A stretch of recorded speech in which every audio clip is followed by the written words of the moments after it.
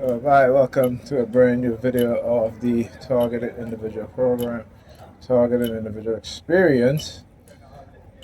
Heading home, I called Pam about 20 minutes ago. She told me she was walking down the block, and kids was sleeping. Alyssa was tired. She woke up 2 o'clock, and I don't even know what time she went to bed. Her mother don't care. Over the weekend she had them up till 2 o'clock, Friday night and Saturday night, and who knows what time in the Predators Department. Again, who knows what time they went to bed Sunday night. Let these people go. Right? Who knows what time she went to bed. She and the kids went to bed Sunday night. But Ethan has bowling afterwards, so he come home, he's tired, and Alyssa's tired. So, I waited for her, and call her back. She didn't answer. Call her twice. She didn't answer. But this is what I talk about. They always talk about deadbeat dads. Yeah, some of these mothers, just because they think that they got a job and they put a roof over their children's head, that they're not supposed to be there for them. So and she told me, she was like, I went to the store and I'm walking down the block. Where are you? You know what I'm saying? It's the type of games that these people play, man. And I keep telling her, the only people that's truly getting hurt is the children. Okay? It is the children. But they, want to do what they want to do. And no one can tell them nothing. No one can say nothing to them. So, it is what it is.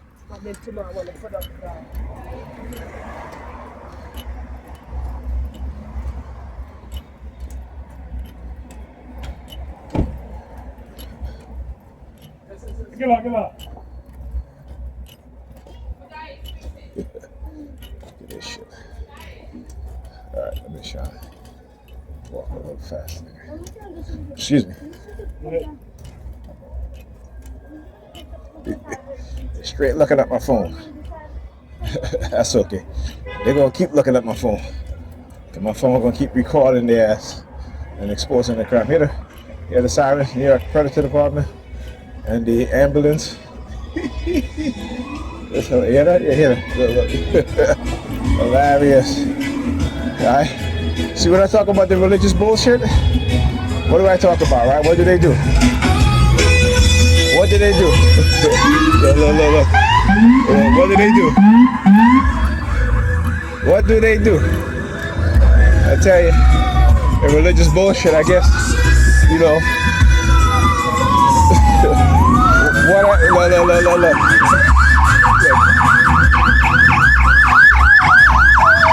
religious fanatics that have been doing this.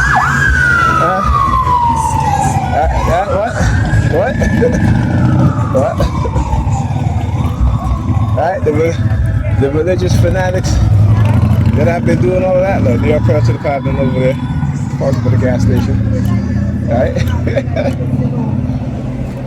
See, when you expose them, and I talk about this, how the church are being used by the government, particularly those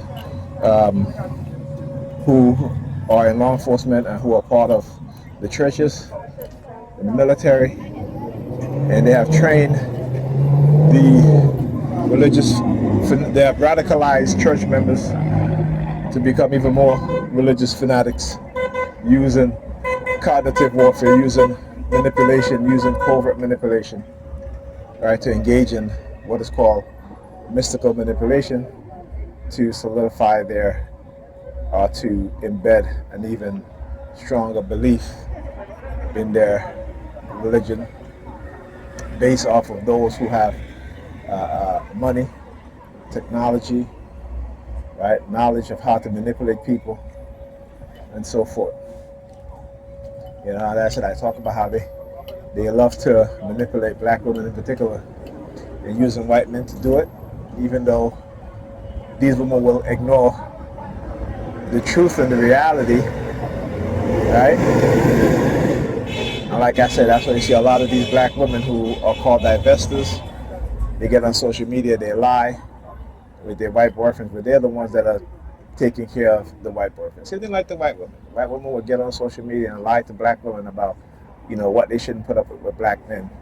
But meanwhile, their husbands are drug addicts. Their husbands are cheaters. And they stay in the relationship. They stay in the marriage because they have children. They stay. They put up with it. They take care of their husbands too, okay? But yet they'll tell black women, oh, you shouldn't be dating black men who make under a certain amount. When black men, the majority of black men who are working make more than black women. And that's the fact. That's the truth. All right? So again, where they use the church to implant certain ideas into the subconsciousness of our women. And this is where it's coming from. There, the church has been, particularly the black church, has been used as a weapon against the women in the church. This is why the men are not in the church, because the men have realized the bullshit that these churches have been preaching to their women, and they use these women for what? For as their cash cow. Right? They use these women so that they can buy their private jets, their mansions, right? While when their children get ready for college, their children have to do what? Apply for financial aid. But they can find the money to give the pastor $65 million, right? So you can't tell me that these pastors can't say, you know what, let's raise $65 million and give scholarships to young black children when they go to school, to go to college. See, these are simple solutions. These are simple solutions, right? But no one in the church have the mindset to give solutions. Only to tell you to pray and to take from you. That's what they do. That's what they do. If they can constantly if the pastors can lock the door and say, you're not leaving here until you donate a certain amount of money, and that pastor get that money that he did that, right? Why don't they have funding drives so they can give our scholarships to black students, and not just black students who are going to school for your religion's BS, but who want to become doctors, who wants to become engineers, scientists, right? Who want to become something, right? That they may not be eligible for total financial aid, or even if they're eligible for total financial aid. To give them, money for housing. But Negropeans can dig in their pockets and give the pastors 60, 70, 80 million dollars to buy a private jet, even $100 and something million to buy a private jet. But they can't do that to create funding so that they can send disadvantaged students to college.